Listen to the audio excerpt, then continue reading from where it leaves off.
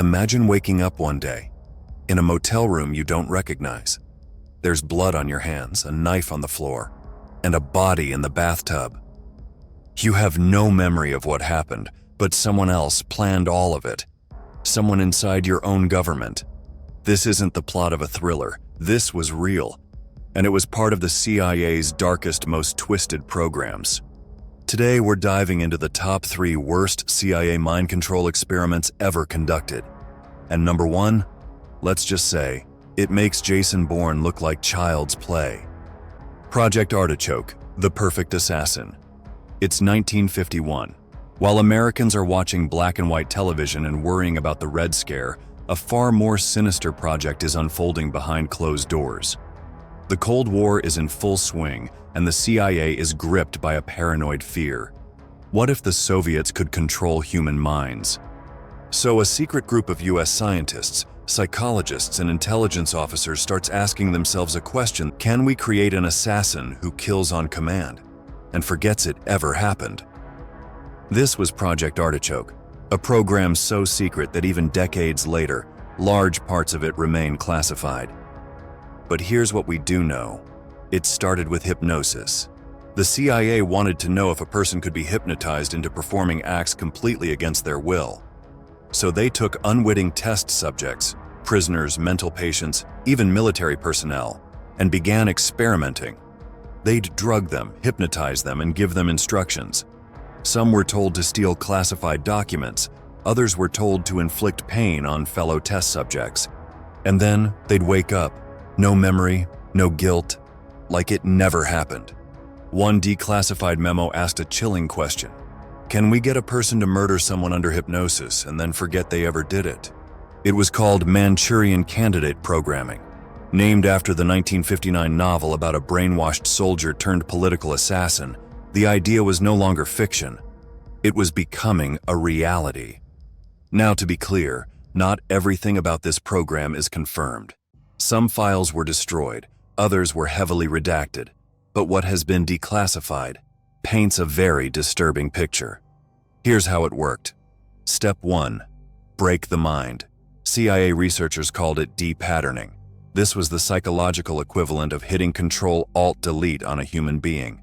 Subjects, often unwitting, were exposed to hypnosis, LSD, sleep deprivation, sensory isolation, and sometimes outright psychological torment. They didn't know where they were. They didn't know what time it was. Sometimes they didn't even know who they were anymore.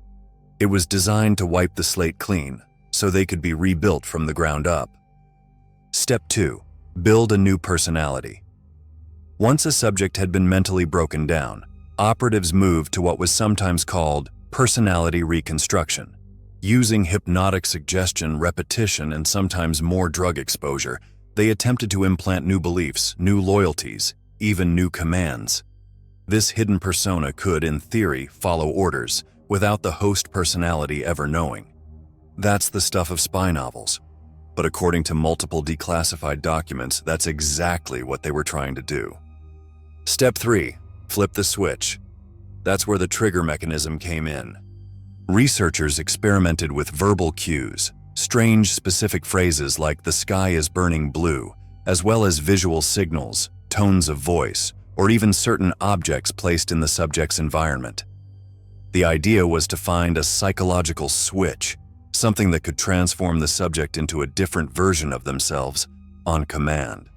In controlled experiments, subjects under hypnosis were instructed to carry out a simulated action, something they would never normally do. And they did it. Afterward, they had no memory of what they had done. These experiments weren't just done in one lab. They happened in military hospitals, CIA-funded university programs, and in research facilities across the US and even abroad. Sometimes the subjects were volunteers.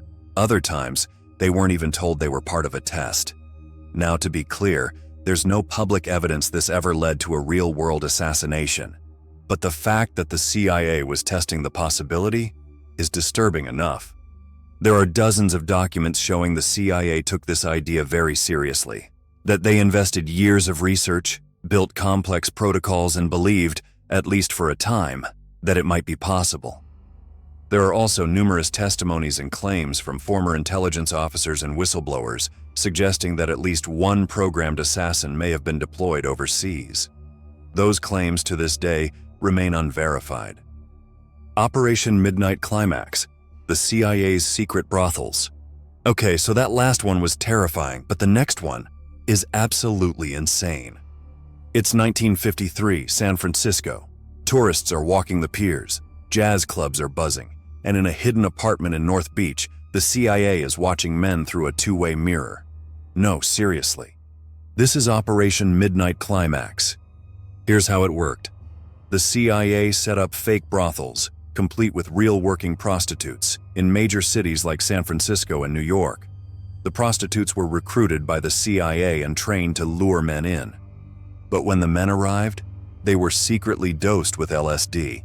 The sex workers were told to get them talking about politics, secrets, vulnerabilities. And on the other side of the mirror, CIA agents, watching it all unfold. They called it field testing. They wanted to understand how LSD affected the brain. Could it be used for mind control? Could it make someone more suggestible? Could it make them confess? Just a drink, a smile, and a trip that shattered their minds. One former CIA officer even admitted they had no rules during Midnight Climax. Some sessions lasted hours, others, days. The most disturbing part? The CIA destroyed many of the records, meaning we may never know just how many lives were affected or ruined. So if you ever think your night out went badly, at least it didn't end with the government spying on you while high on government-issued acid. Project MK Delta. Psychological warfare goes global. So far, we've looked at mind control tests on American soil, but what if I told you the CIA didn't stop there? Project MK Delta was the CIA's international arm of mind control research, and it was bigger, darker, and way more dangerous than anything before. If 𝐼𝐸 created killers and Midnight Climax broke civilians, MK Delta aimed to break entire nations. It began in the early 1950s. The mission? Develop and deploy psychological weapons across the globe to manipulate foreign leaders, influence public opinion, and control the minds of targets abroad. Sounds like science fiction? Think again. This wasn't just about LSD in a lab. This was about chemical agents secretly slipped into the drinks of unsuspecting diplomats. Biological substances engineered to alter a person's emotions, their memories, their entire perception of reality. Experimental drugs given to prisoners to soften them up before interrogation, leaving them disoriented, suggestible, broken. In some cases, they didn't even bother targeting individuals. They used aerosol sprays, literal clouds of chemicals, to disrupt large crowds. Imagine standing in the middle of a protest and suddenly the person next to you starts sobbing uncontrollably. The one after that collapses into seizures, and someone else begins screaming, convinced they're seeing things that aren't there. That's not a movie scene. That's what MK Delta was allegedly capable of. Reports of these operations surfaced in Latin America, East Asia, even Eastern Europe, places where the US had a vested interest in controlling outcomes without leaving fingerprints. Sometimes the drugs caused mild confusion. Other times they caused complete psychological breakdowns, hallucinations, amnesia, even permanent damage. And if you think that's horrifying, here's where it gets really terrifying. MK Delta was authorized to use these techniques without restriction. That means no need for approval, no need for oversight, no rules. Some agents even bragged about their ability to induce emotional breakdowns remotely. Imagine someone across the world making you cry, panic, or fall into depression without ever meeting you. That was MK Delta's playground. In 1973, CIA Director Richard Helms ordered the destruction of all MK Ultra files. And MK Delta was its evil twin. Thousands of documents, gone, erased. Why? Because even by Cold War standards, these experiments were monstrous. We now know that over 80 institutions, including colleges, hospitals, and prisons, were unknowingly involved. Countless lives were damaged, some permanently. And even though the CIA claims these programs were shut down, Some experts believe the research simply went deeper underground. So the next time you find yourself questioning your own memories, your choices, your reality, just remember, there was a time when your government asked itself, can we control the human mind? And their answer was, let's find out. If this story gave you chills, wait until you hear what the government tested on children in the 1960s. Coming soon. Subscribe to my channel to be notified once it's up. More dark, true, and hard-to-believe stories coming up. See you next time.